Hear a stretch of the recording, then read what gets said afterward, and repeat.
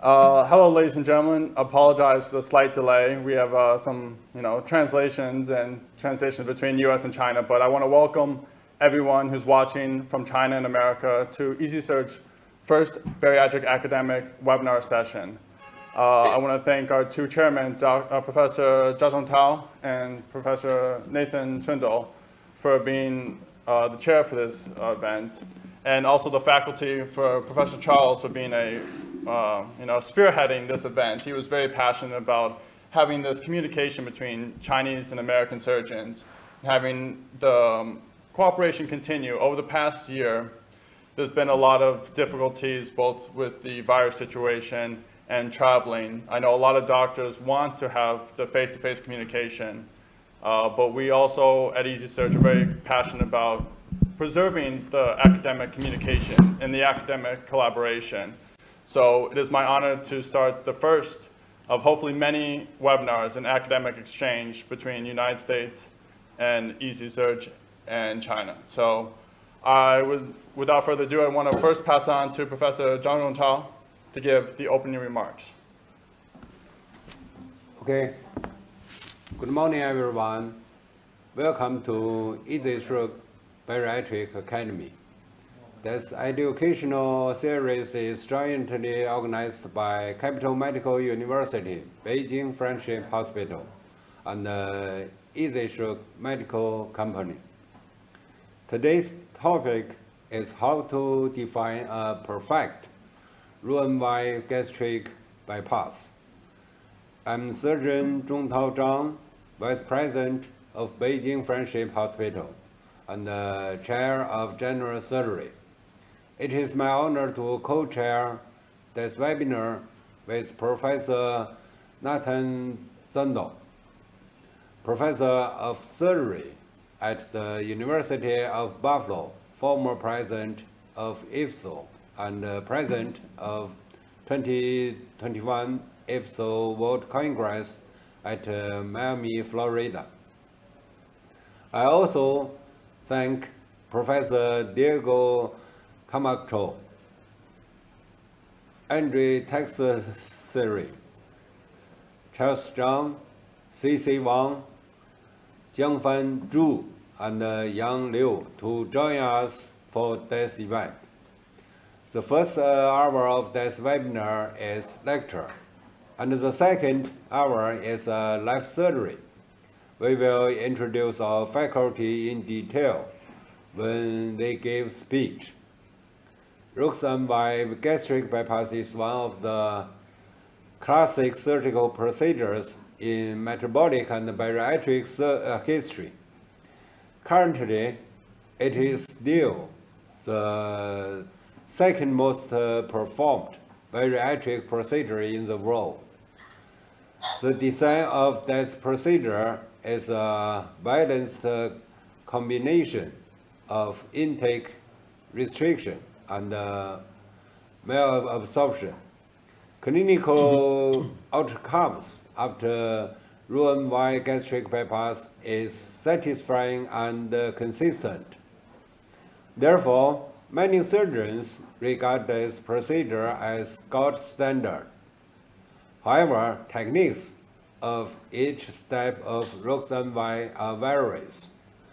Different surgeons have different techniques to perform this procedure. All these are worthy of discussion and debates.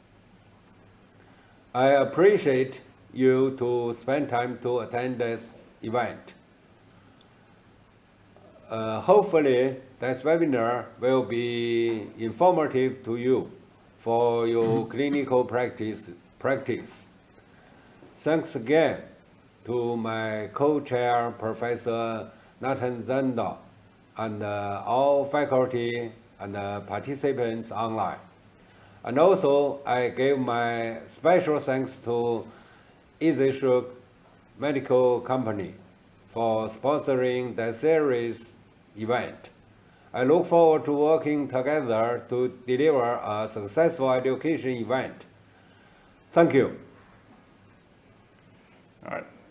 Thank you, Professor Zhang Tao, for your welcoming speech. Professor Zhang Tao might be leaving a little bit later because for session 1, we are going to do speeches and presentation by Professor Camacho, Dr. Charles, Dr. Andre Teixeira, Professor Wang, and Professor Yong Wang. Sorry, just Professor Wang. That will be a presentation space, but on the second session will be the live surgery. It will be performed by Professor Zhang Tao. During that live surgery, there will be a live feed to the operating room. So if there's any questions or comments, we really want this to be an academic and informative procedure.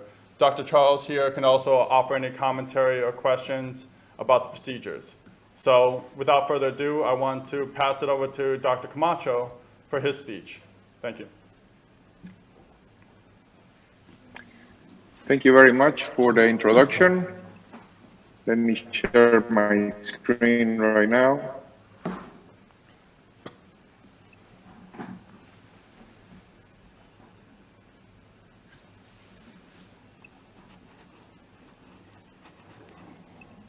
Can you see it well? Yeah. Yes. Yes. First, I would like to thank you, the organizing committee, for it's an honor for me to be presenting tonight in the morning in China. Dr. Sundell, Dr. Zheng Sang, and Dr. Sang for this invitation.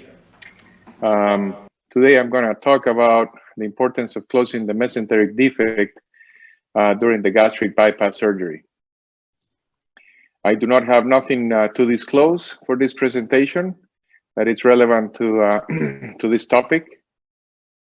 The objectives are I'm going to review some of the most recent published literature in the journals, and also I'm going to talk a little bit about tips and tricks on how I close the defects.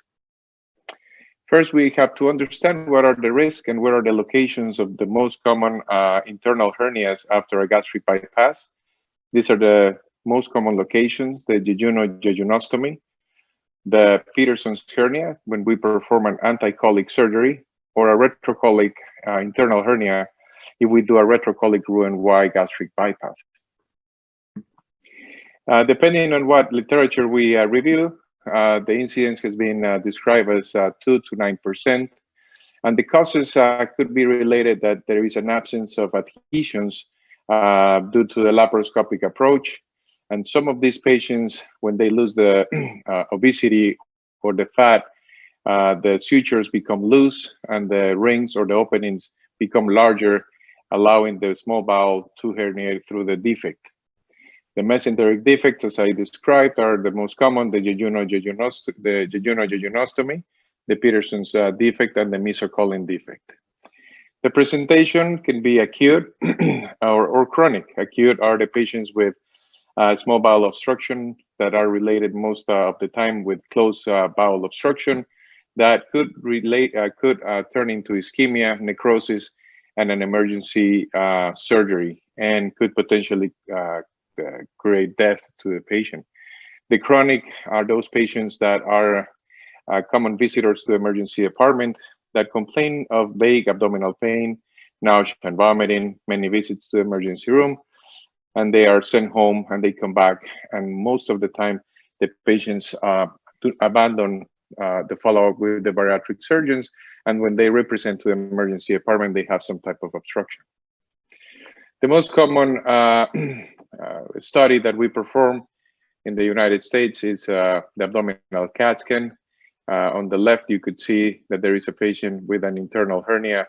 The small bowel was completely transferred from left to right, and the swirling or the hurricane-looking picture on my right is typical of the CAT scan in these patients.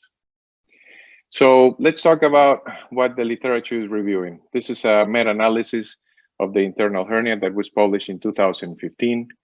They looked at 700 studies, out of which only 45 were included for evaluation. They divided them in the anti-colic technique versus the retrocolic, more in the anti-colic, the retrocolic. And this is what they found. They only included 45 studies, a little bit over 31,000 patients. And they found that the lowest rate of internal hernia happens in the anticolic group with 1% versus the retrocolic group that presented with 3%, concluding that the anticolic procedure with closure of the mesenteric and Peterson's defect has the lowest internal hernia after gastric bypass. In 2016, this is a great study. It's a randomized controlled trial versus the other one that I just presented, that it's an observational and retrospective study. This is a randomized controlled trial from Sweden. They looked at a little bit more than over 2,500 patients divided in two groups, 1,250 per group in the non-closing and the closing of the mesenteric defects. They had a great follow-up 3 years after their surgery. And the final points were reoperation for small bowel obstruction and emergent surgery. And they found that closing the mesenteric defect had much lower chances of having an internal hernia compared to the non-closing. The closing of the defects were in the Peterson's in one layer, braided, non-absorbable, infracolic, and the JJ in two layers running with non-absorbable suture as well.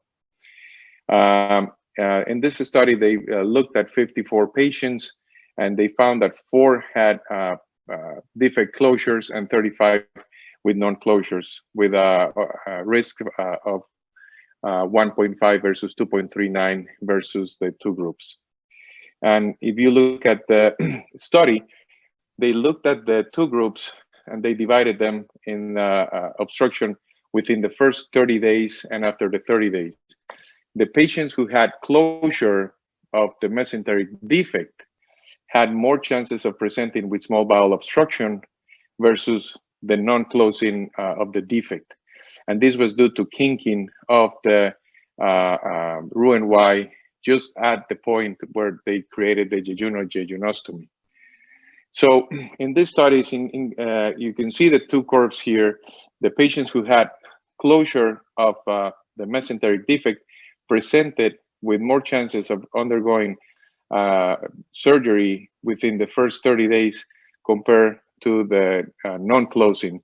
But when the 3 years happened, you could see that the patients who had the non-closing of the mesenteric defect, you could see the blue line going up in comparison to the green light of the patients who had closure of the mesenteric defect. In this study, they proposed that closing the mesenteric defects decreases the chances of creating an internal hernia, but the surgeons have to be aware that in the acute phase or the first 30 days, the patients could have small bowel obstruction due to kinking of the Roux limb for the jejuno anastomosis.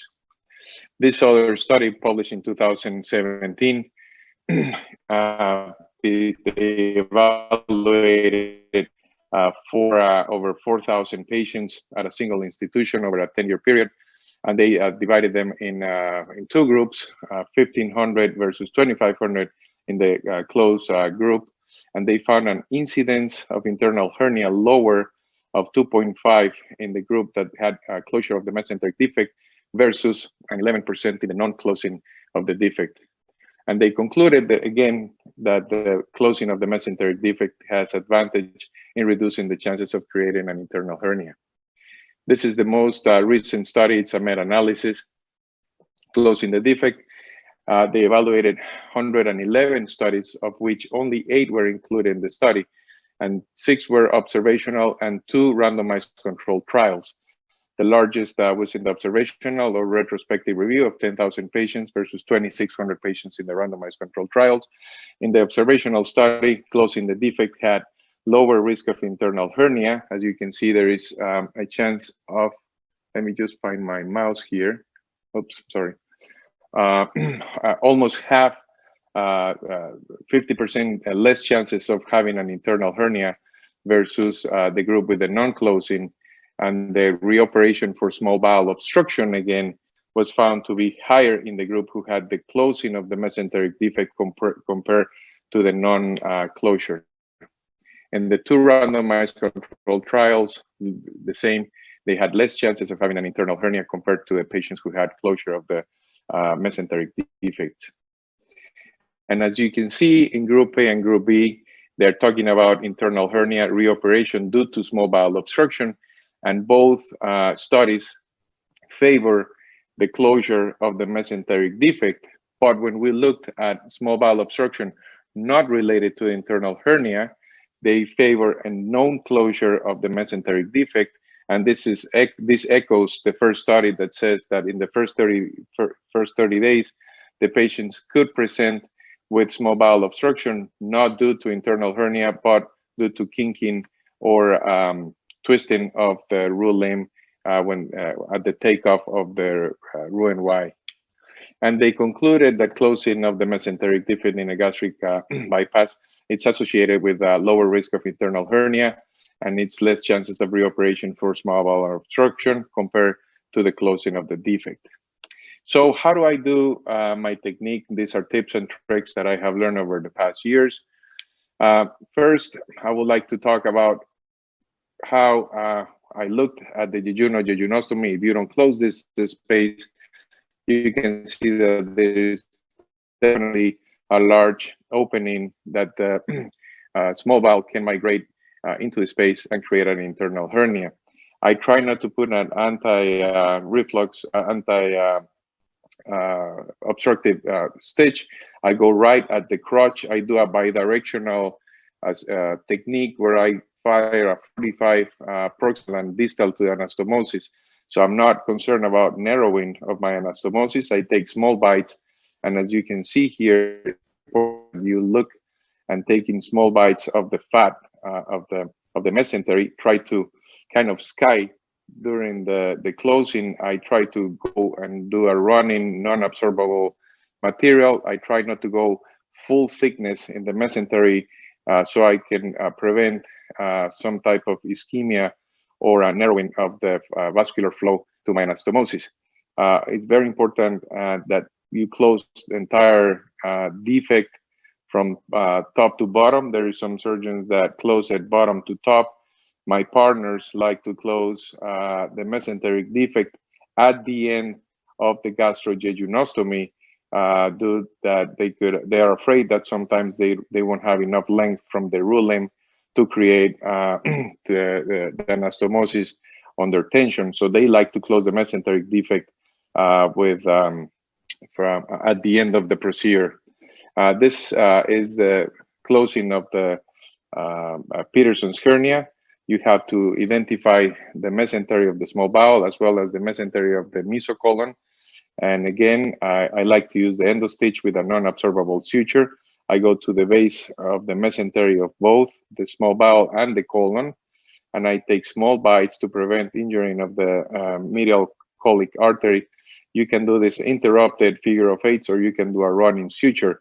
You can see here that we are doing interrupted sutures all the way to the mesentery colon, all the way up to the serosa of the colon.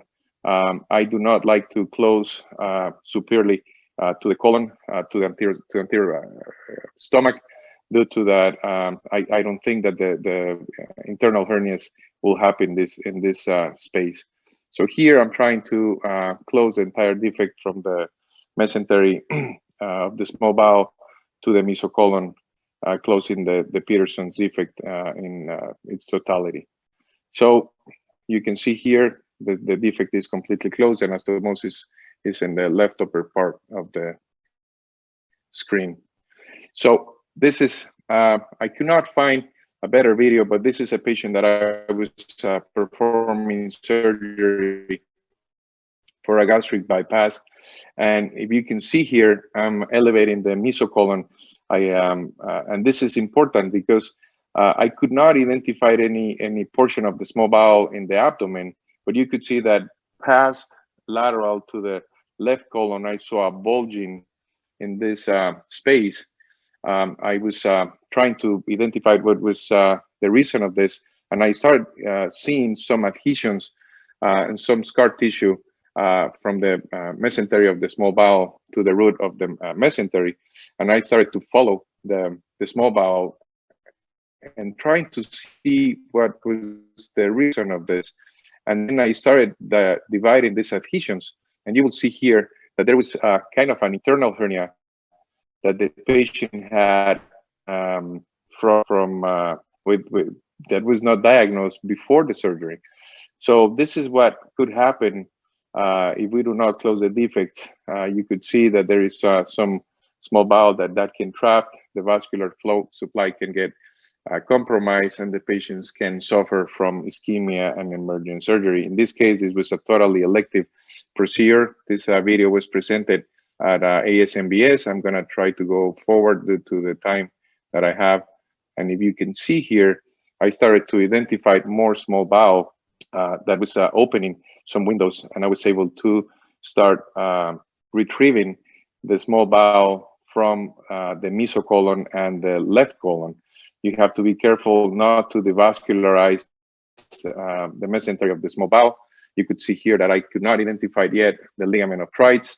After a few minutes, I opened a bigger size window, and I was able to withdraw all the small bowel from the left gutter, allowing me to perform the gastric bypass in this patient. And after we completely reduce the small bowel, we have to recreate the ligament of Treitz, and you have to be careful not to kink the beginning of the small bowel because this could create a potential problem for the patient. Again, here I'm still dissecting and dividing the small adhesions that I was noting at the root of the mesentery. I was dividing them, and I'm gonna show you how we recreated the ligament of Treitz. This is in regards to the retrocolic approach. It's very important that we close all the defects if we're doing due to that the retrocolic approach has the higher incidence of internal hernias. So once we identified where the small bowel was coming out from, we recreated. This is ligament of Treitz now, and we started creating again the closing of the mesocolon, trying to recreate that ligament of Treitz to avoid the migration of the small bowel again into the retrocolic internal hernia. So here I'm taking interrupted bites. I did not do a continuous suture, and in a minute that how we recreated. This is closing the mesenteric defect from the mesocolon. And here, once we closed and we had enough length and opening, that's when we recreated the valve for the small bowel and the ligament of Treitz. Here you could see that we recreated this area, and we took interrupted bites from the mesocolon to the serosa of the small bowel, making sure that we did not kink the beginning of the small bowel into abdominal cavity, and posteriorly we completed the gastric bypass with no complications. So this is the video, and my conclusions in this talk. I know that it's a big debate, and Nathan probably is gonna talk about this later. He's gonna ask questions, but based on the recommendations from all the studies that I just described, closing the mesenteric defects in all aspects, mesenteric, JJ, retrocolic or anticolic Peterson, should be closed during the gastric bypasses. We have to be aware that small bowel obstruction could happen early in the jejunostomy within the first 30 days of the surgery, and closure should be done for all the openings in the mesentery. Thank you very much again, and I will take questions at the end of my presentation.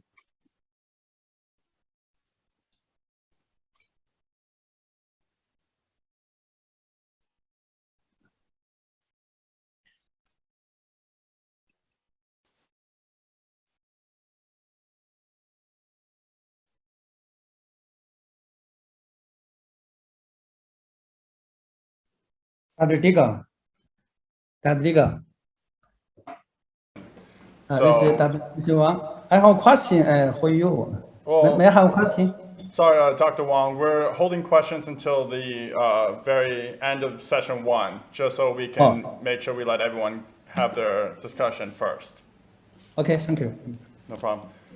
So next would be Dr. Charles. The first slide. Can you see? Okay. 可以给我说一下， Okay. 我就用这个就好了。 Okay. All right, so it's my pleasure to give this presentation today. So my topic is will Steve Plus procedures replace Roux-en-Y gastric bypass in future? I'm Charles Zhang from Beijing. So why we do Steve Plus? You know, we have Steve gastrectomy, we have Roux-en-Y gastric bypass, we have other procedures. So why we do Steve Plus? So the purpose of Steve Plus is to we want to enhance the efficacy of Steve gastrectomy, and it can also be a revision option for Steve gastrectomy. It can be done as a primary procedure or a stage procedure. So I classify all the Steve Plus variants into 5 categories. The first one is something unsleeve, then the Steve with something to something bypass, then Steve with bipartition, then Steve with interposition, and also Steve plus some like single anastomosis variant. So I'm going to talk about that very quickly. The first category is something unsleeve. So we know that like banded Steve gastrectomy, all on the right side of the picture, you see a Steve vest. So the purpose of this procedure is try to limit the redilation of the gastric tube. And the second category is going to be Steve with something to something bypass. So first one we call, as we do in Asia, majorly, Steve with duodenal-jejunal bypass. So we can bypass the duodenal and the proximal jejunal, which is commonly done by Japanese surgeons and also surgeons from Taiwan. And also we have, if you just bypass the jejunal portion, like you trisect the small bowel, is about 20 centimeter distal to ligaments of chest, and to bypass 200 to 300 centimeter of jejunum, then make a jejunal anastomosis. That's going to be the Steve with jejunal bypass. So this procedure is performed by some Chinese surgeons. And the third one, if you bypass an even longer small bowel, is over 300 centimeters. So we're going to make an anastomosis, which is jejunal ileal anastomosis. So we call that Steve with GI bypass. Actually, we can, if we see the BPD DS is more like a Steve with duodenal ileal bypass. So it's another, we can treat it as another kind of Steve Plus procedure. In the third category is something like a bipartition. The difference between the bypass and the bipartition, that's so for bipartition there's no dead end, but for the bypass just there's one dead end over there. So the first graph showing the Steve gastrectomy with jejunal bipartition. So the person make anastomosis in the proximal jejunal and the distal jejunal. So the food can either go from a shortcut or go along the loop. So the second one, you make the loop bigger, then become a Steve with a GI bipartition. And some surgeons now also do the Steve gastrectomy with gastrojejunal bipartition. Okay, so yeah, they make anastomosis here, jejunal with the stomach. And if you make this loop big, longer, then become a Steve with gastroileal bipartition. So this is the third category. So the purpose of the bipartition, we want the food chain can either go the original path or go through a shortcut. So make the more like a malabsorption purpose. And this is another design. My team did some animal study on this design. So we call this Steve gastrectomy with jejunal ileal bipartition. So here is about 100 centimeter distal to chest ligament. So here the other anastomosis, which is about 100 centimeter to through the terminal ileum, so make a big loop. So food can either go this way or go that way. So it causes the malabsorption effect. So we call that sleeve gastrectomy with GI bipartition. We did some animal studies which has been just published on the obesity surgery earlier this year. And then the fourth category, which is interposition. So we, based on the mechanistic studies that GLP-1 is your secret here in the terminal ileum. So they just move part of terminal ileum proximal to the proximal intestine, either in here or somewhere. So make the earlier release of GLP-1 hormone. So try to control the blood sugar better. So this is another procedure. And they make this even more complicated, like interposition. This procedure is done in the Turkey. Some surgeon in Turkey is current to this kind of called that sleeve gastrectomy with ileojejunal interposition with duodenal diversion. So make a very complicated procedure here. So then the category number 5 is the current most popular procedure, which is sleeve with a single anesmosis variant. So there are different names: the sleeve with loop DGB or the SADS, the SAPES, and different names. And the design of this procedure, each different name is slightly differently. Like for the loop DGB, use a regular sleeve gastric bulgy, and then bypass the length of the proximal intestine, which is 150 centimeters to 300 centimeters. So they don't care about the distal common channel, which is more like combinational procedure. And the purpose of this procedure is to try to replace for the Roux-en-Y gastric bypass, because some countries in Asia, like Japan, like China, have higher incidence of gastric cancer. So they don't want to have a remnant here for the difficulty for the earlier diagnosis of the gastric cancer. So this the procedure. The other is SADS, was invented by Dr. Torres in Spain, which is a simplified version of duodenal switch. Use a larger gastric pouch, and the common channel is of 200 to 250 centimeters. So the simplified version of duodenal switch. Then the US surgeons, they use a different name, SIPS. Use a slightly bigger bulgy, and the common channel is 300 centimeters, which is between the loop DGB and the SADS. So anyway, so that's all the overview of the sleeve plus variant. So among all new sleeve plus variants, the SADS is the only one got approved by the National Society. In the 2019, ASMBS approved this procedure, SADS, and in the 2018 IFSO statement, this procedure is also recommended.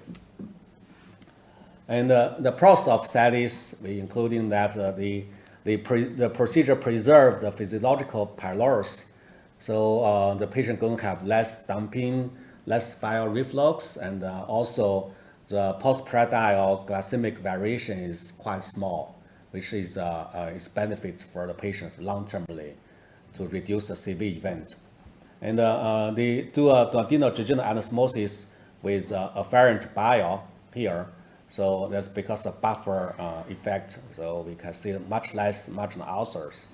There is no gastric remnant here, so we don't need to worry about remnant carcinoma. There is only one transection on the GI tract, so we're going to see the less internal hernia. And the other advantage of this procedure, so we know the length of common channel, so the clinical outcome is more predictable. But the cons of the SADS, including currently the clinical data is still insufficient, especially on the long-term safety and efficacy outcome. And we also need to standardization of the optimal limb length. So it's 300, 350, or 250. And also we need to standardize the gastric pouch size. So there still remain some concerns about the intestinal adaptation, and also we're concerned about nutritional issues after this procedure. So in 2016, we run a summit in Shanghai to discuss about all this Steve class session. So we have here Matt Hatter and Potenier and other surgeons from US join this debate and discussion. So I gave a present, which is Goodbye Gastric Bypass, Hello SIPS.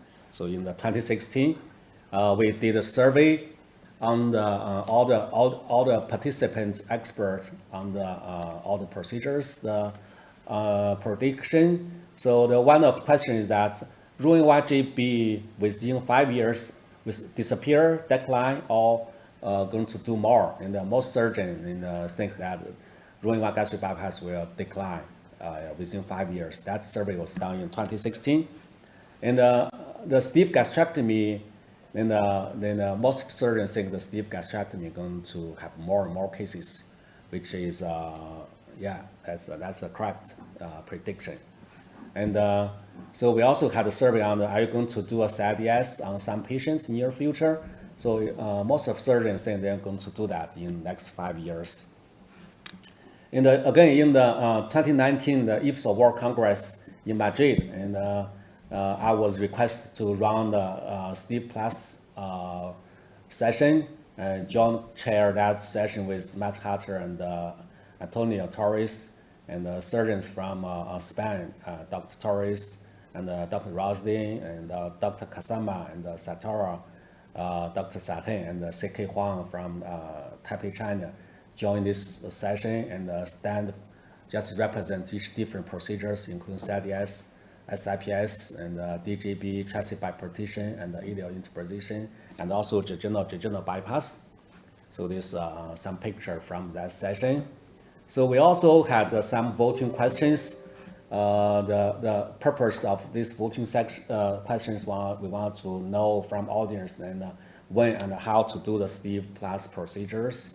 So the first question is that, so should the name and the specification of SADS, SIPS, and loop DGB to be unified?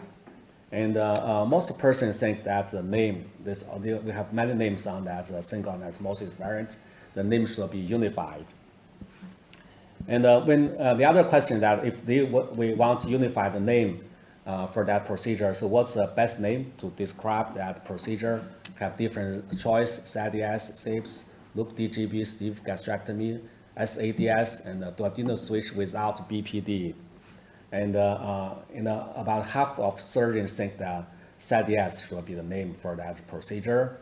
And also about a quarter of surgeons think that SADS, so single anastomosis duodenal switch, should be the name for that procedure. For the technical part, so we have a survey. So what is the appropriate size of gastric pouch? Have different choices. And most surgeons think that the bougie size should be 40 to 46, which is slightly bigger than standard Steve gastrectomy. And also about 38% of surgeons think the size should be similar to standard Steve gastrectomy. The other question that, so when you do SADS, so how do you design your common channel? So the more than half surgeons think that they want the length of common channel to be consistent. Yeah, and the other 35% of surgeons think they're going to measure the total length and use a percentage. The other question that, so what is the appropriate length of common channel? We have different choice, and about 50% surgeons think that 300 centimeter of common channel should be optimal, and the other 36% think that should be 250 centimeter. So it looks like 250 to 300 centimeter is a choice by most surgeons. And the other question that if the main purpose is for weight loss, then the best eligibility for SADS as a primary surgery should be what kind of BMI classification. And most surgeons think that BMI should be over 50, about 60% of surgeons think that. And the other 27% of surgeons think that should be over 40. Then no one think the SADS should be performed in a patient with a BMI less than 40. And the other question that if the main purpose is for diabetes treatment with a patient, patient with BMI between 40 and 50, So what is the best eligibility for the studies and the primary surgery? So we have a different lengths of the type 2D. And the most surgeons think that the history of type 2D should be between 5 to 10 years, and then another 50% say that should be over 10 years, and 39% say that we don't even need a type 2D. So looks like most of surgeons then select this procedure based on the BMI severity. Then we want to know SADS is better as a primary procedure or a stage procedure. So we did some animal studies. So my team did that animal studies. We have a sham procedure. Then we do the procedure. We do sleeve first, and then after a few weeks, then we add the duodenal switch, or we do a procedure just as a one stage. In this study, this animal study, we don't have human data, so this data has not been published yet. So we say body weight and the food intake. So just first step you just do sleeve. You have a less body weight loss and more food intake than you do it SADS as a primary procedure. Then you do after a few weeks you add the duodenal switch to a sleeve, and the overall outcome in the body weight loss and the food intake, they become similar. Then we also measure the fasting plasma glucose. So we just do sleeve, you do stage, or you do as a one stage or two stage to this procedure. Then you do sleeve, which has the glucose control was less than the SADS and the primary procedure. But after you do a second stage, then the overall the blood glucose control are similar. Then also we do a glucose tolerance test. We have a similar result. Then you do a stage or you do a primary procedure. Overall, they are similar. They are similar outcome. Then we also measure the GLP-1 level and the plasma insulin level. Then this data looks like variant is more controversial. It's hard to make any assumption from the hormone measure. So the conclusion for this study, for this animal study, that if you do SADS and the primary procedure, or you have do a staged procedure, the overall outcome they are equal. So it will help us to make decision whether we do this procedure as one stage or two stage. But this is only from animal data. We don't have human data yet. And theoretically, SADS can be a revisional option for sleeve gastrectomy. We know we have done lots of sleeve gastrectomy during the past 10 years. So many patients come back for the revision. So if you do this, you do a sleeve, then you want to revise that, you can revise to a SADS. You just need to do a duodenal ileal anastomosis, which makes sense much easier than you revise it to Roux-en-Y gastric bypass or mini gastric bypass.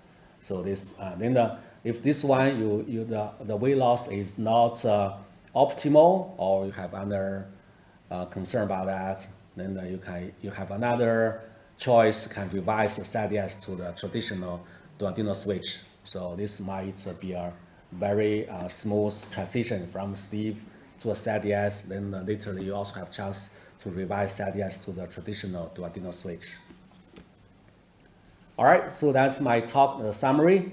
The sleeve plus is a variety of procedure in addition to sleeve gastrectomy for the purpose to enhance the efficacy or as a revisional option for sleeve gastrectomy. It can be a primary or stage procedure. SADS or single anastomosis duodenal switch currently is only sleeve plus variant approved by National Society. Although the specification of this procedure needs to be standardized, so a common channel of longer than 300 centimeter is preferred by most surgeons. So we still need long-term safety and efficacy data. All right, thank you so much. Okay.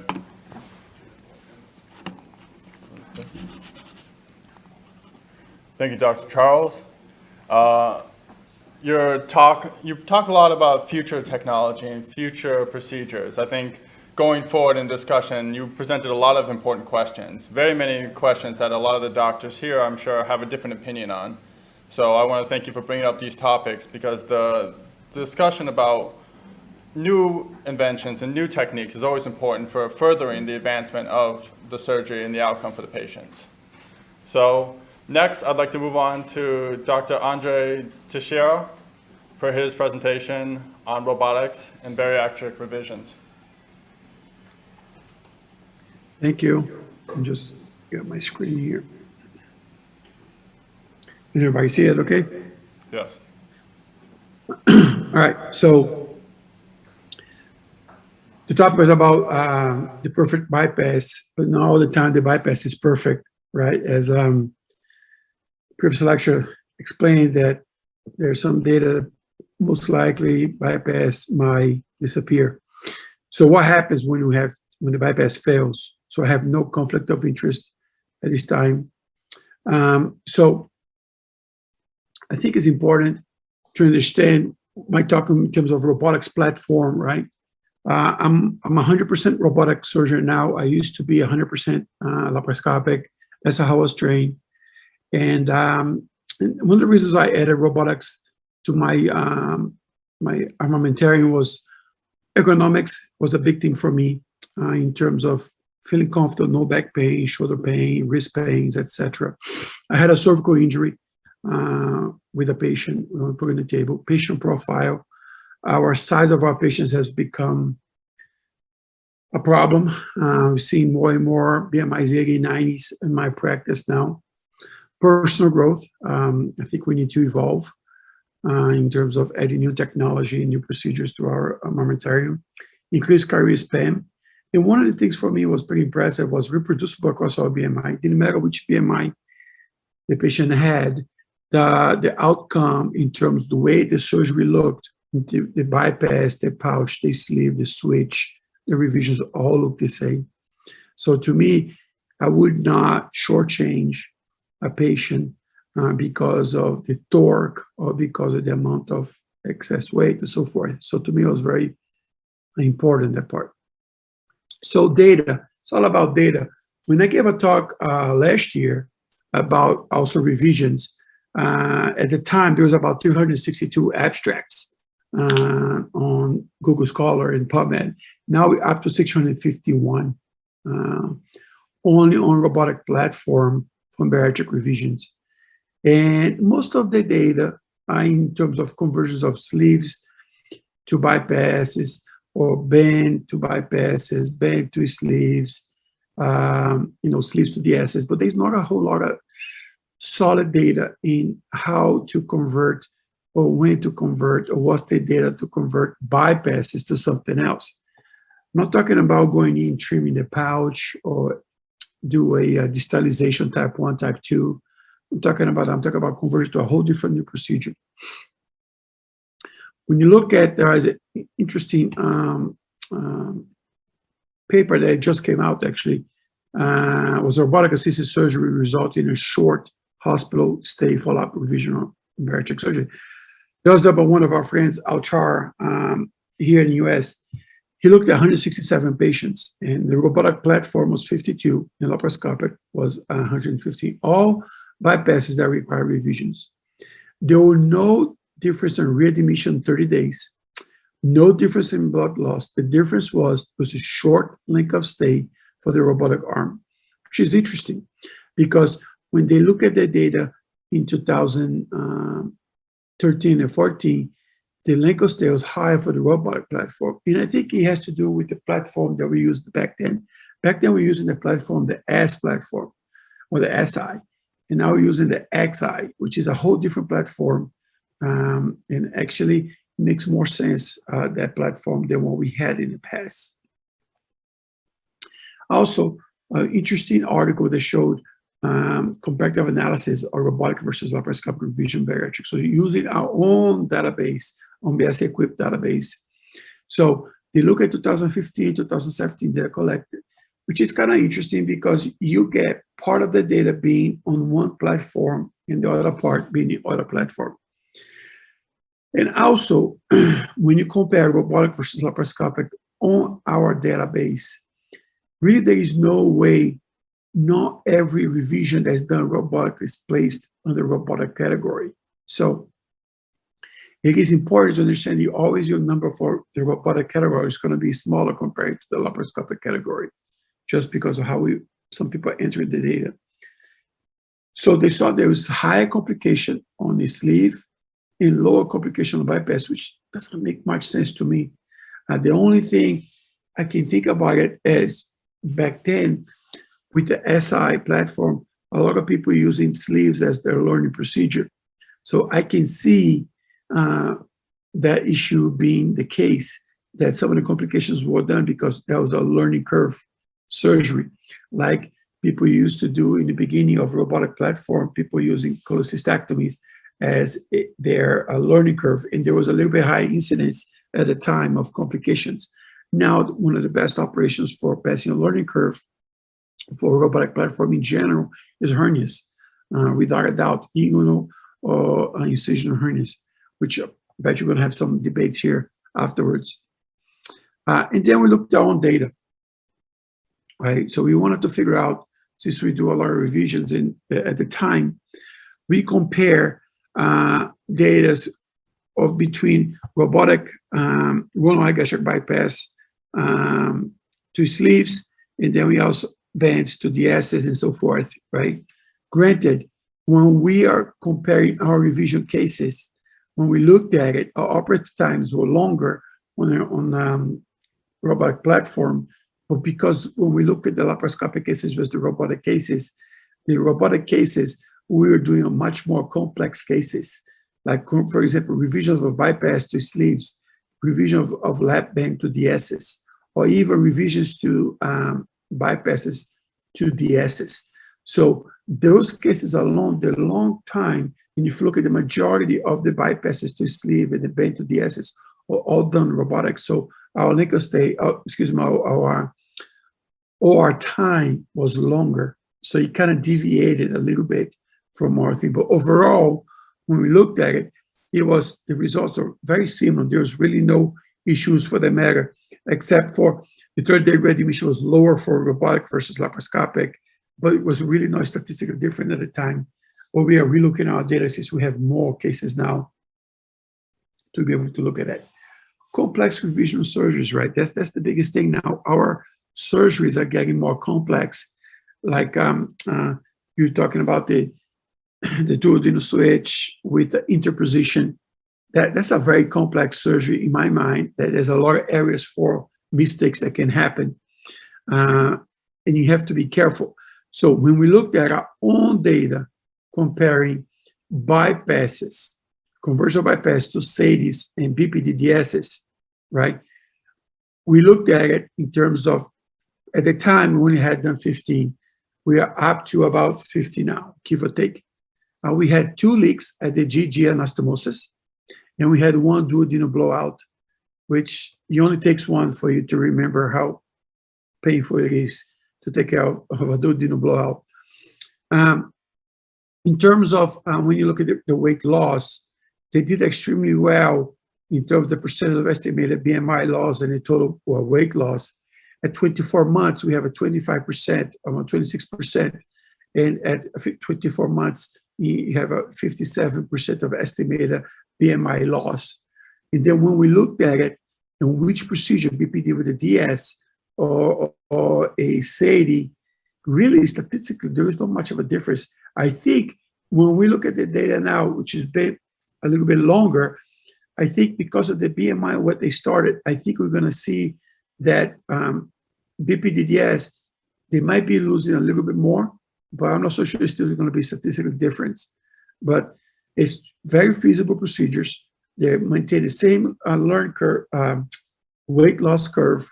It doesn't matter if you do a BPDDS or a SADI for conversions of bypasses to a DS, which is a whole different procedure, which adds a different layer of complications.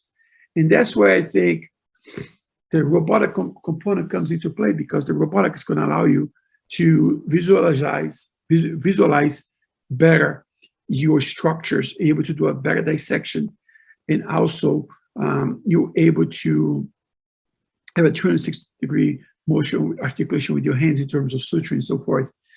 So the revisions, right, of the sleeve gastrectomies you already know. We can do bypasses, desensitizations, and so forth. Bends, we can go anywhere we want it. And that's where the bypasses, what do we do with the bypasses? In our practice, we tend to convert those patients to a single anastomosis switch or a DS. And I think we're gonna have a better weight loss perspective. Doesn't mean that every patient that we convert, do they tend to lose all the weight they want? No. We had about 3 patients that lost about 15%, and that's it. So those patients are very frustrated, but even with the medications, but that's what they lost. And I think what I try to explain patients, the best time for them to lose their weight is their first operation. And that's when we, as bariatric surgeons, we have to make sure we choose the right operation for the patient from the first operation, because that's the best chance to lose the weight and also the metabolic issues. So how do I do it? How do I make that conversion? So I do stepwise, right? I do a disconnected ruling first from the pouch, completely mobilize the body and the fundus of the stomach of the ruminant. Then I transect the body in the fundus completely. Then I do a gastrogastrostomy at the level of the antrum. And I pass a 40 French DCG down. I do all my anastomosis with a 2-layer Stratafix, 2O outside and 3O internally. And then I perform my sleeve by trimming the antrum. Once that's all done, then I go and dissect it below the pylorus, about 3 centimeters, and then I do my duodenal ileal anastomosis. All of my duodenal ileal is at the 250 centimeters mark. When we started doing it, we did it 5 cases at 200, and we had to go back in and elongate 2. And then since then, we've been doing 250, and we have not changed. And we had good results. I know that in Spain, they went from 250 to 300. They increased their length. And the reason why is because of some malnutrition, but we have not seen that so far. In our practice, we have about, I looked at before I came, we had about 625 DSs. Out of those, probably about 3-something is single anastomosis. And those are been, so far, I've been very happy with it. So this is a lady, a case, it's a quick video. It's actually a lady that had a lap band done, and then let a lap band converted to a bypass. And then she came to us for a conversion or help her to lose the weight again. And I offer her to us the conversion of her bypass to a DS. On her case, I did 2 stages. Why? Because I did not the primary procedure. And also she had a 4-centimeter long pouch. So I tend, for those that are a shorter pouch, I tend to make them 2 steps. And my dissections are always the same. I always look for the kidney cane portion, the gastrojejunostomy. And interesting, when whoever revised her from band to bypass did not take all the capsule up of the band, so it kind of retracted the pouch more medially. So it kind of created a little bit of a kink on the gastrojejunostomy. And this is, I did not deviate much from my technique. It's always gastro J, find it, completely free up my blind limb. And when I'm satisfied with that, I go retro pouch or retro gastrojejunostomy to completely free up the posterior portion of the roux limb. You can see, I mean, she's pretty stuck. I'm gonna advance a little bit.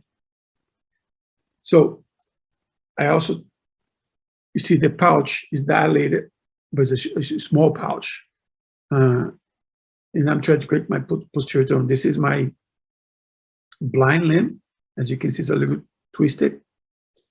Once that's done, I do a lot of use scissors a lot for my dissections, and I also use a lot of vessel sealer for my dissections.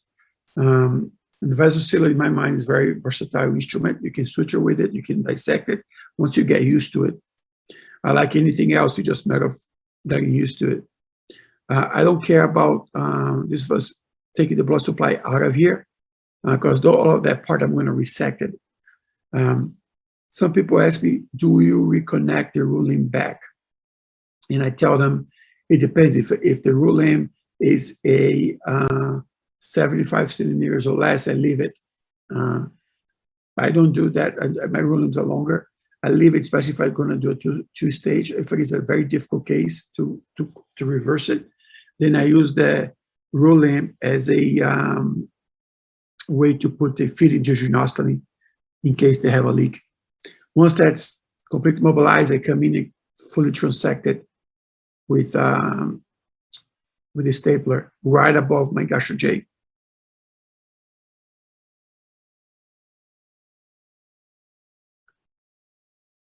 Once that transection is done, basically what I do next is completely mobilize the ruminant stomach.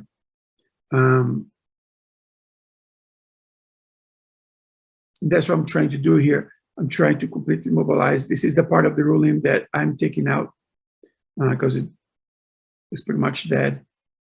Then here I'm mobilizing completely the ruminant stomach because what I'm going to do, I don't like to do that side-to-side anastomosis between the pouch and the ruminant and then do a sleeve on top of that. I think I'm creating more ischemic areas on the upper portion of the connection. So I tend to completely mobilize the ruminant stomach and transect it at the level where I'm going to do the anastomosis. So I do a gastrogastrostomy anastomosis with a 2-layer. Like I said, all of my anastomoses are 2 layers. Makes me sleep better at night.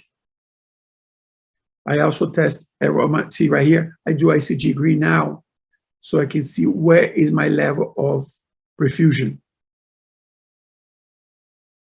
And what I do, I see the line where I need to come, so I'm going to transect it right at the level of the incision, kind of, sort of. I don't transect the whole thing lower, because in case something goes wrong with my anastomosis, I have an area for safety. Once my anastomosis is done and it's safe, then I will transect the rest leftover area of that intrum. That's just for a safety net in case something goes wrong with this. One thing important here that we've learned is sometimes in these cases, when we do test it, those patients tend to have a little atonic or pylorus. So it sometimes requires you to do some dilations on that. And that's why I think sometimes you have those gastrogastrostomies leak because of the increasing pressure, because of the pylorus component.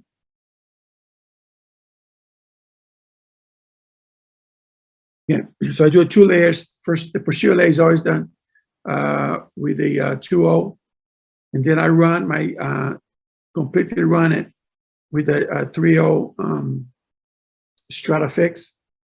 I really like the barb suture. It allows me to do a little bit calibrated suture, and I don't like the seesawing pattern that we tend to do with Vicro. This one I adjust it, cinch it, and stays in place.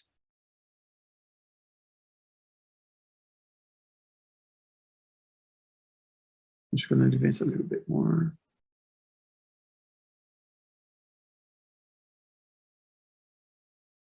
So you see the anastomosis is pretty much done here. I'm doing my last part of this anastomosis, and then I run back with my posterior layer, anterior layer now, doing a 2-layer closure. Once that's done, my tube already passed to my VCG tube. And I tested with methylene blue, my anastomosis, and more also to see the shape of the procedure. And then when I'm satisfied, I will transect that part to calibrate my sleeve.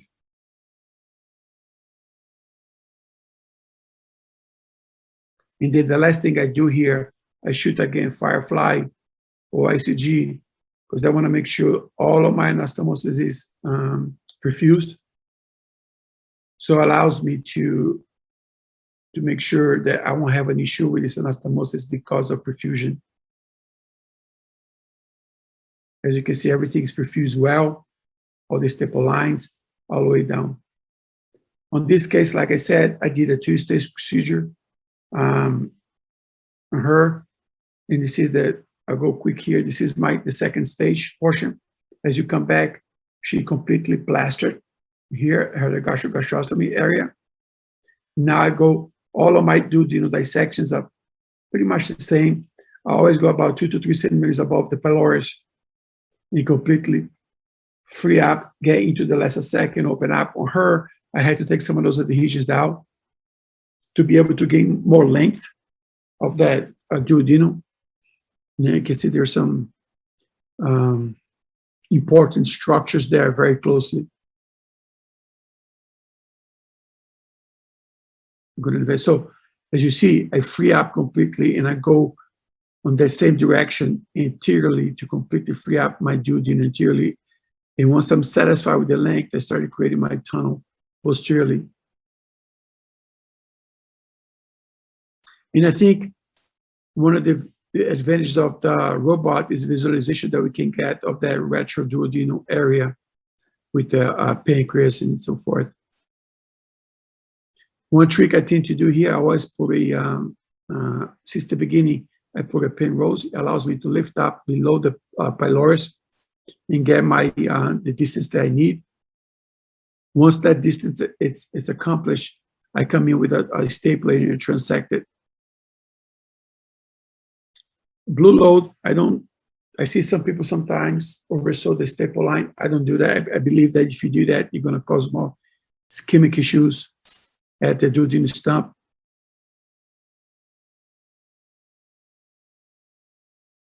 So once that's done, I'm satisfied with that division. Now I do again my anastomosis at 250 centimeters on this lady. And again, same technique, 2 layers, stratafix, 2030. Always the same, always the same.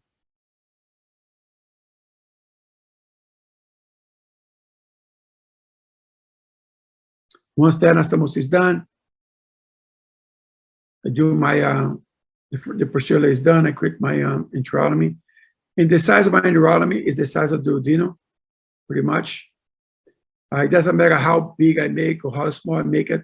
Who's going to calibrate the empty component? It's going to be the pylorus. So the pylorus is the important part here. So that's why we don't have that bioreflux component. And again, 2 layers. Anastomosis here. Let me just advance for the sake of time.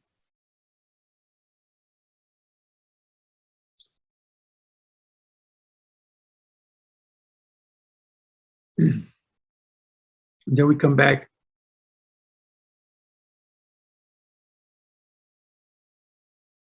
So now I go back with the original posterior one. So it creates a 2-layer anastomosis.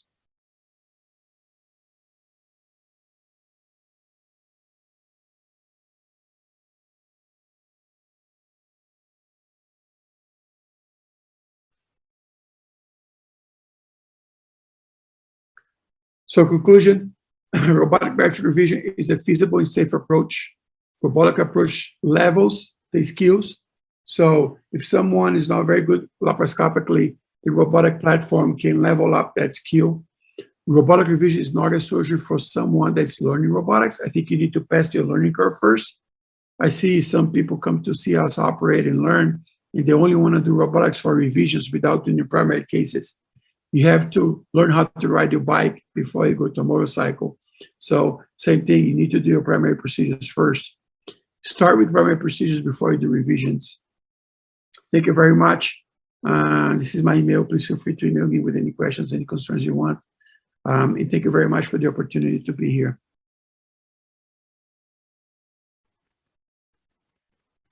Number of cases and statistic evidence versus overall caseload. And I think from, like you said, you used to be primary laparoscopic and you moved over to robotics. I think you made a lot of very good points about why you made that decision, some of the benefits that you've found from having both sides of the spectrum.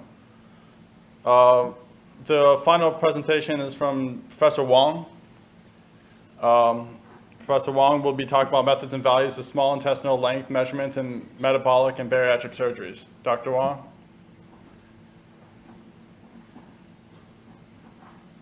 Yes. Let me show.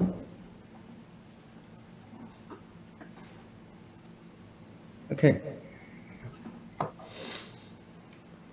Thanks, Professor Zhang and Professor Latan invited me to report the measurement of small intestine in bariatric surgery. We all know for Roux-en-Y gastric bypass may affect the absorption of some micronutrition like vitamin C and B, essential. And for a patient, how long is the small intestine? We look for the literature. We can say the very short small intestine is 300 centimeter, and the very long small intestine is over 10,000. So the difference is very big. And many people report non-BP may increase weight loss. Also maybe can non-elemental lamb has a better weight loss effect. And the non-BP lamb also maybe have a better anti-diabetic effect. But for obesity patient, especially with the short small intestine, the small intestine bypassed too long can lead to short complication. Like this case report, this patient, the small bowel is very short. So for his mini-gastric bypass, BP line is 200 centimeter, and the complication happened. Revision operation did, but still liver failure and die. So how to decrease complication and the mortality rate, and how to achieve better outcome for the patient? In 2011, we proposed a concept plus bariatric surgery, especially measure the exclusion length of small intestine and the size of gastric pouch and the diameter of gastric anastomosis presently. So in all cases, we can say the Francis normal gastric bypass and the complication is low. For small intestine measurement method, we have many methods, include use MRI, CT, and the open surgery is easy to measurement the small bowel. But for laparoscopic surgery, we can measurement the small bowel 3 methods. First, we can use visual method test. This method is very simple, but inaccurate. And the second method is clamp test. We can have the clamp with length scale. Use this method. We can say this is 5 centimeter.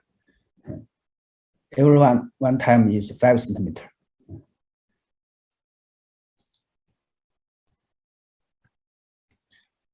All method we use carton type test and use downstream and retrograde. We think this patient is this method is easy and especially for super-obese patient, it's also very easy to complete. First, we use a 25 centimeter long to measurement the small bone. Usually, the BP length is 25 centimeter. First, this 25 centimeter is part 1. And then we measurement the second part. Every time is also 25 centimeter. Oh, sorry. This next one.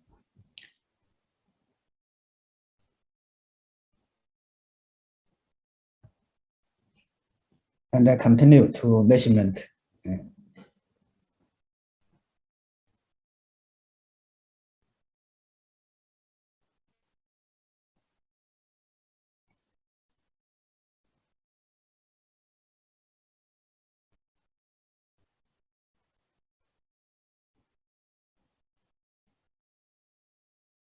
So we make a mark with thick with suture in here, and then we change the surgery standard port to replicate the third part of small bone. Also use this method. Everyone is 25 centimeter.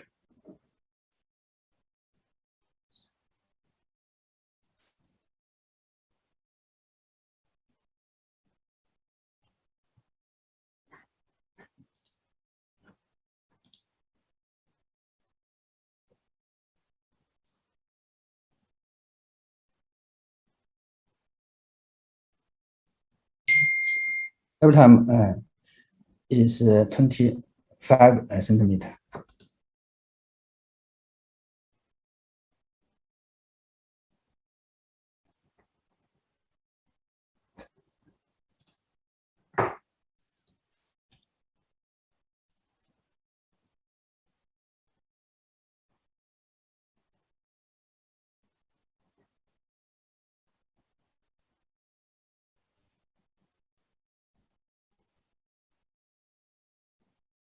So here is a mark, we can see the suture.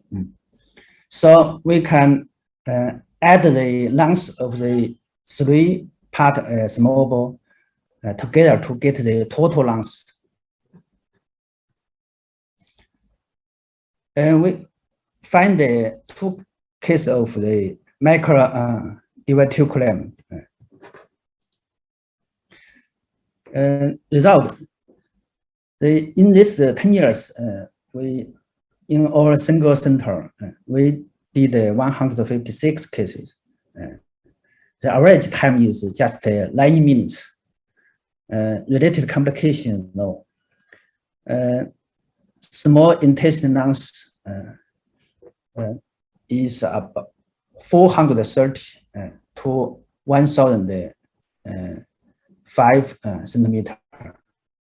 Equally is 714 centimeter. And use this total length, we decide that the length of BP, the Roux-en-Y. If the small bone length more than 8 meter, Roux-en-Y to add 50 centimeter. And if the small bone length less than 5 meter, Roux-en-Y to reduce 50 centimeter. So we can conclusion, the length of the small intestine varies widely between obese patient. Single bone length has no significant relationship within the risk degree of obesity and metabolic disease. The length of small intestine is routinely measured, and the length of the small intestine is determined according to the total length of the small intestine, the degree of obesity and the severity of the metabolic disease, which maybe can increase the weight loss effect of gastric bypass, and maybe can reduce the incidence of nutritional problem, but we need a further research result. Okay, thank you, everyone.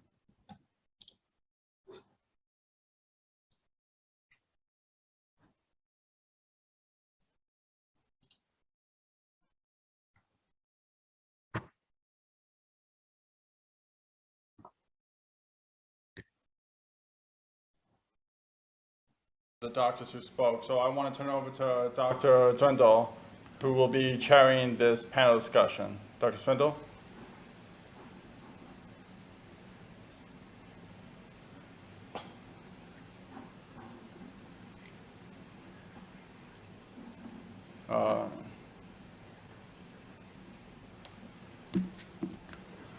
Dr. Swindle, your time is for the panel discussion is now.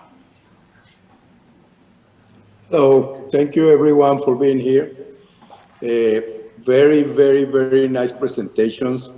So the first presentation from Diego from the mesentery. I'm gonna ask a question to Diego, and then I'm gonna ask CCK. I think he wanted to make a comment, but I'm gonna ask something before. Diego, I will say that it's consensus now that we should close the Peterson space. I don't close any, but some people close both. So how we handle this? Should we just close Peterson? Should we just close both? Should we go by standard of care? What do you suggest to young people? And what do you say to people who say that we don't close the spaces? Because I've seen more hernias with the spaces when the patient loses weight. Now the small bowel go in between the sutures.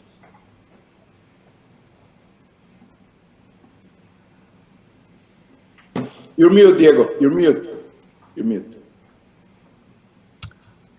Let's first talk about technique. You know, that's the simplest way. As surgeons, we have to learn the technique to be able to obtain the great results that we're looking for. So closing the defects, I think that if we're going to close them, we have to make sure that we know exactly what we're doing, how we're doing it, the materials that we're using, and where we're going to close.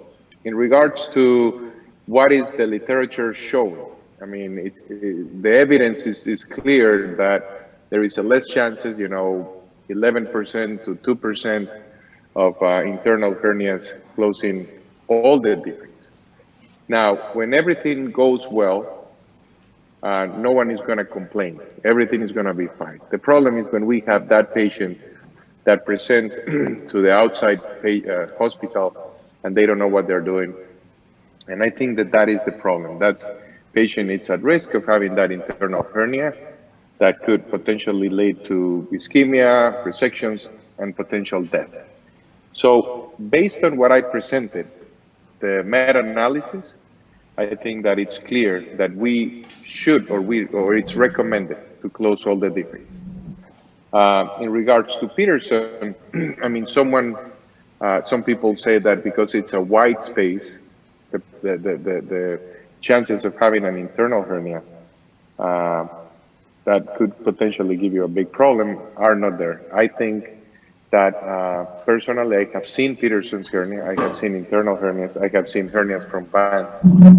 So recommended, closing the defect, no doubt. Legally in the United States, standard of care, based on what the meta-analyses are showing, closing the defect. So that is the recommendation, especially for a young surgeon that it's learning technique and follow the evidence of closing the defect will decrease. It's not going to completely zero the chances of having an internal hernia, but I think that will decrease at least for 60–70% chances of having an internal hernia. So that's Thank you, Diego. Cici, I think you had a comment or a question, Cici. Yes. Please. Yeah. No, you have a question for Dr. Camacho, do you? Yeah. We will load the Roux-en-Y gastric bypass. We have anti-conical and retroconical. Which one is easy to close the Peterson defect? I think that the Peterson's hernia, it's easier to close. The retrocolic, it's probably a little bit more challenging. You can have some kinking when you try to close the retrocolic. So if you're asking me, I think that the anticolic is easier to close versus the retrocolic. Okay, thank you. I another question. I want to know now in American, in USA, how many percentage of Roux-en-Y gastric bypass is anticlinical? I would say that almost every, I have not seen surgeons doing retrocolic for a long, I trained, I don't want to say how long ago, because I trained 2 years ago. I'm 2 years out from training. No, I'm kidding. I think, I have not seen a surgeon doing a retrocolic for a long time. I trained, 1998 when the bypasses started to happen in the US, but I cannot give you the exact number, but I would say 99% of the surgeons are doing anticolic surgery. Yeah, I think there is still a few. I know 2 surgeons who still do retrocolic, but what is more important, retrocolic doesn't diminish a lot the incidence. What diminished was open versus laparoscopic. When this was done open, the incisional hernia was much lower, and it was blaming the dissection of the tissues. So I agree with Diego. You need to teach everybody now to do this with closing the defects, but well closed. That's why we asked Diego to explain how he closed them. Because if you don't close them properly, when the patient loses weight, it's going to be only worse and worse. So I have a question. Can I? Yes, of course, Question. Andre. Camacho, quick question. So do you think, and I don't know the answer for that, do you think first string versus running make a difference? I think that most of the surgeons that I have seen, that I have, been watching for the past years, they do a running suture, But again, taking small bites, short distance. It's like closing the abdominal fascia. You don't want to go and do a zipper line where you can have a big gap, and once the patient loses the weight, all that fat goes away, and you can potentially have that space in between your C line or C stitches, So you try to go across in front of your stitches to prevent that gap once the patients lose the weight. So I think that a running suture is safe. I don't think that doing a figure of 8, but there is no randomized studies. I couldn't find any study that say like doing a running versus an interrupted works better.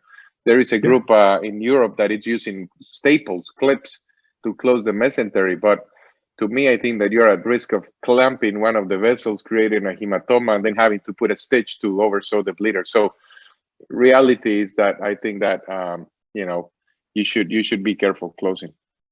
Correct. Yes, thank you, Diego.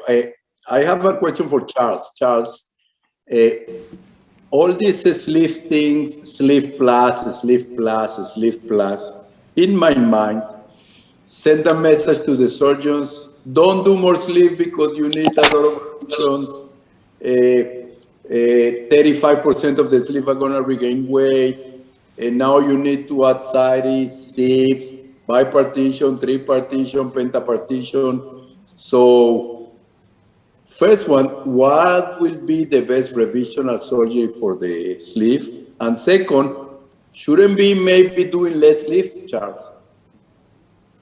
Well, Dr. Charles, before you answer that, sorry to interrupt, but we have a Professor Zhang Fanzhu from the 10th People's Hospital of Shanghai, and Professor Yong Wang. He's in the OR right now. They both joined the discussion, so I want to make sure we give them proper notice too. So sorry to interrupt, Charles. Okay, that's fine. So based on some study that within 10 years after primary sleeve gastrectomy, about 1/3 patient needs to revision. In among all the patients who need a revision after sleeve, about 2/3 was because of weight regain, the other 1/3 because of GERD. So when we select a revisional procedure for sleeve gastrectomy, we need to do some evaluations, like if mainly caused about the weight regain. Well, we need to check the gastric tube, gastric sleeve. You have bigger, large dilated fundus or have dilated atrium. So we need to do a re-sleeve first. Simultaneously, probably you do a single anastomosis, do adenoideal anastomosis, which might be easier after sleeve gastrectomy. So the other Roux-en-Y gastric bypass is also an option, but based on some preliminary study, it looks like CDS has a better long-term outcome for the revisional procedure for the sleeve because the bypass, the BP length, is much longer than the Roux-en-Y gastric bypass. Well, if the reason for the revision was because of reflux, so probably the gastric bypass should be a better option for the revision. So that's answer for your question. So what's the second question? Second one, Charles, is should be doing less sleeves if we're gonna need to revise a lot? Should be doing some more series, more bypasses, something else? No, globally in the United States there are about 60% of sleeve, only about less than 20% for Roux-en-Y gastric bypass, about almost 50% of revision, and in China it's over 80% of sleeve. And in some province, there's more than 90% of sleeve. Almost a half of more than 50% of hospital who practice bariatric surgery, sleeve is the only procedure. I think that's not right. So sleeve is a good option, good procedure, but not fit all patients. So we need to still consider that. So I am one of the surgeons who still like Roux-en-Y gastric bypass better than sleeve. I mean, it's more, the outcome is more consistent. We have more clinical data, including long-term efficacy and safety data on the gastric bypass. So I mean, the ratio probably, let's say sleeve 50-60% should be appropriate. If you have percentage of over 80% of procedure sleeve, you may do more sleeve than you are needed. Thank you, Charles. Yes. Zach, you let me know when we need to move to the OR, okay? I understand. Okay. So, CC, let me ask you this. I love the cloth that you use to measure of 25. I think it's quicker than some of the paper rules that we do. In my mind, more important than the length is a percentage of the intestine, because some people have 3 meters, some people have 8 meters. So when you measure, you use it for what? You use a percentage. Why do you measure the intestine? You want to know how much your patient has? Any measurement that change the operation you do? Because every patient is to do Roux-en-Y gastric bypass is different, include the BMI, include the diabetes, and the other thing. So we measured the small bowel, the total lungs, we know the for in all outcome we use we method the outcome is good. No malnutrition after all. This over 100 cases of patient, and low source deficiencies of vitamin. So I think maybe this method is we need to do, but not very long time in the operation, just about 10 minutes. So I think maybe need to continue to do this job. I'm going to ask the other surgeons, Diego, Andre, Charles. I'm going to start with Diego. Do you measure the intestine, and do you think it's important? I'm going to ask the 3 of you. Diego, do you measure the intestine? You think it's important? Yeah, let me comment on this question. I don't think the measurements of the total length is required for the procedure. The reason why I say that, because the the length of intestine is much variant. So first time you measure the length, then after 5 minutes you measure again, the difference can be 1 or even 2 meters because of relaxation of the intestine or the contraction of the intestine, especially when you measure the intestine, then the second time when you measure that, the got contraction, so you have much shorter length.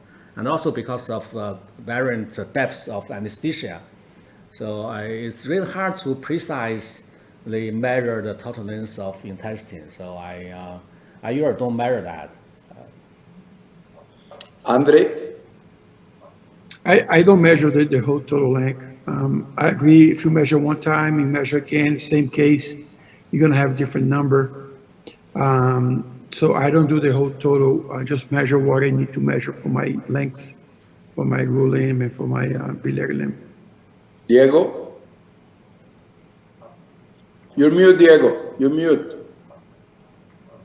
Yes, I don't measure the whole thing. I measure only, my Roux limb and my BP limb, but I don't look at the entire small bowel. Yeah, when we did the consensus of revisional surgery that we did in India with Mohit, my talk was related to the length of the bowel. So I did an extended revision, and I found out 3 or 4 things that are very interesting. First one, I thought it was the BMI who changed the length of the intestine. That is false. So it doesn't matter your BMI, your intestine can be 3 meters to 8. Second, it was at the beginning, thought it was the males has more intestine than females. That is also not true. It's only related to height. So people who are more taller, they have up to 8 meters. People who are shorter, they have 3 meters. And that for me explains why some people you use 250, 300 centimeters for series, and they don't lose weight. And then some people you do 300 centimeters and they get malnutrition forever. Same with the bypass. So I think in the future, we're gonna measure the intestine through an X-ray, 3D reconstruction or something like that, and volume. And then we ended up doing a percentage of how much we do. I know we are early to that, but I think that will do much better results in the future. So I like the talk of CC, because I think CC, that's a very important thing that we measure now. There are a lot of groups now measuring the intestine and see, and we're waiting for the results. So I have another comment. I have another Yes, comment Charles. on Yes, that. please. Yes, please. There's one of the graduates in China did an experimental study, but they use rodent. They just bypass the duodenum and bypass the duodenum plus the proximal intestine, then bypass the duodenum and also the whole jejunum and the part. And then the first group bypass the whole jejunum and the parts of ileum. They found out that for the diabetes remission, only the duodenum and the proximal jejunum should be enough. Then you extend the bypass length, they won't increase effect of metabolic remission, but only increase the chance of malnutrition. I don't know if you remember, Andre, when we took the board, that was a question. If you have a patient with a BMI of 55, 60, and they tell you different lengths, and the answer was 200 centimeters. And that was, 200 centimeters, that's the answer. And you were like, okay, 200 centimeters. And then they let me tell you, at the beginning, I used to do, for my bypasses, 1 meter, 150, and 2 meters, according to the BMI. And when I went in depth to study, BMI has nothing to do with this, with the length of the intestine. So I think now I only do 2 meters with people more than 6 feet. Otherwise, I just do the regular operation. So I would think that in the future, we're gonna change our percentages, but maybe we are too early for that. So I'm gonna move a little bit to Andre's presentation. Andre, you think having a robot is mandatory for revision? And also, what is the most common revision you're doing today? So I don't think it's mandatory, but having the robotic platform actually has allowed me to salivate or wish to have more revisions. So my revision practice has become larger on a weekly basis. I think the robot platform has allowed me to find different angles of attacks in terms of revising things, different ways of doing the revisions. And I think that the revision I do the most nowadays is still band conversions to something or sleeve conversions, right?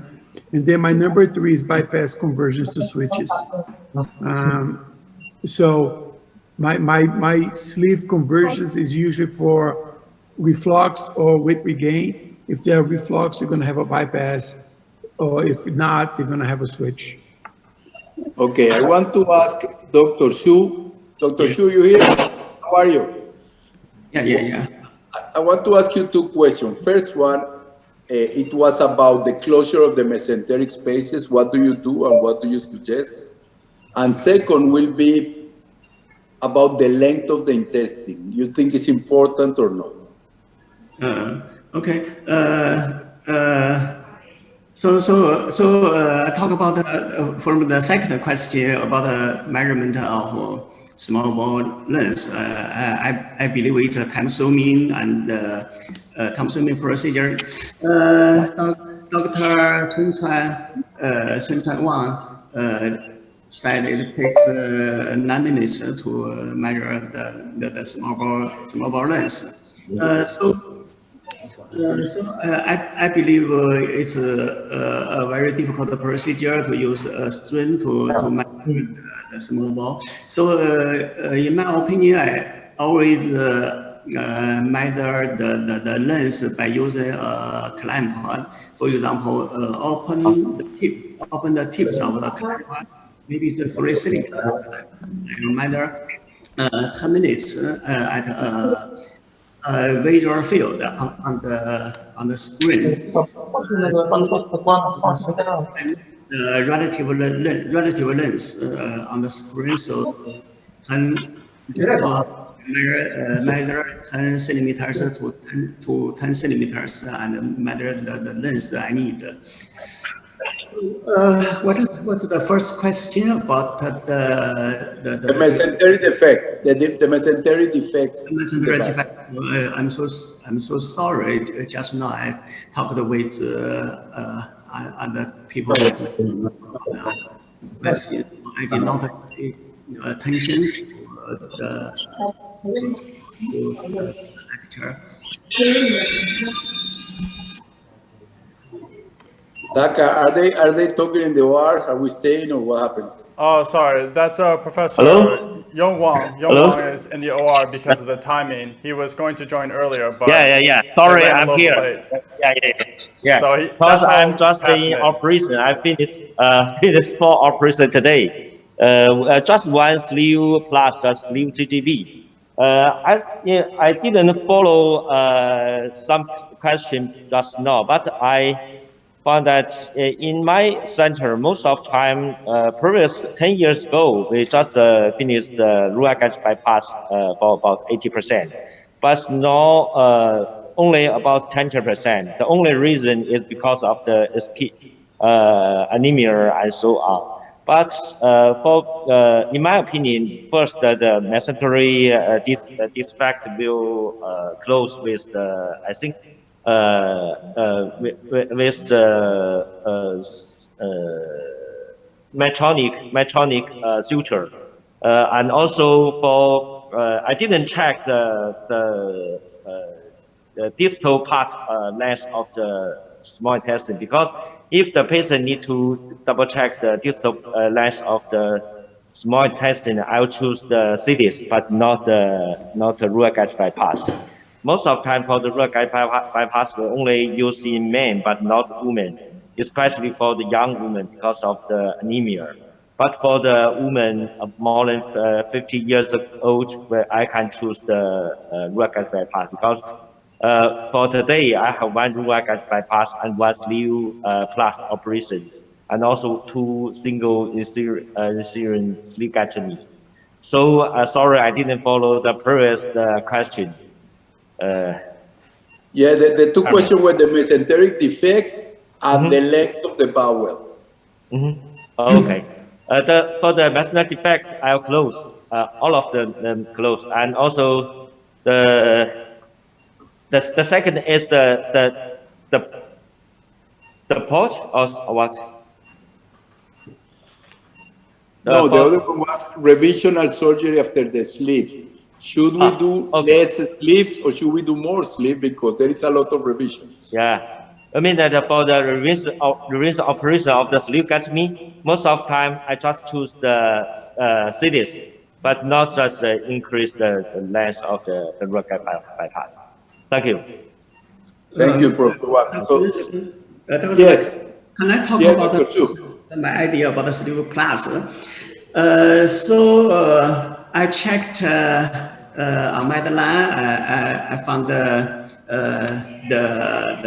so-called sleeve class. The class only Chinese authors talk about some class.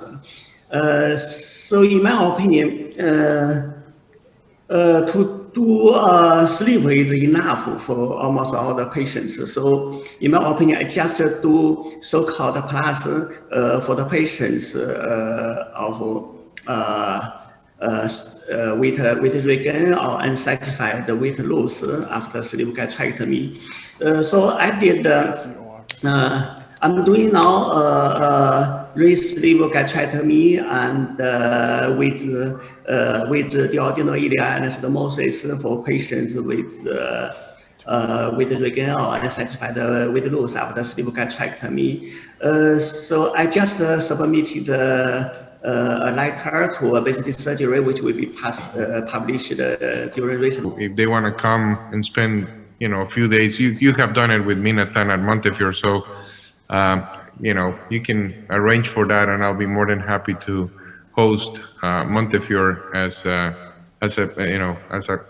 house for you guys if you want to visit. And I assume that Texera is the same. That's nice. Same thing here. Same thing. All right. Final closing, like I said, thank you everyone for coming. And like Nathan said, we're looking forward to possibly being in Miami in October. We're looking forward to, if so, major event, and happy that everyone's here. And thank you everyone for watching. This is Ezisurg and Dr. Charles and everyone. We're saying goodbye to you now. So thanks for watching. All right. Thank you, everyone. Thank you, everyone. Okay, everybody stay healthy, stay happy. Everyone. 谢谢，谢谢。 谢谢。 谢谢。 Good night. Good night. Good night.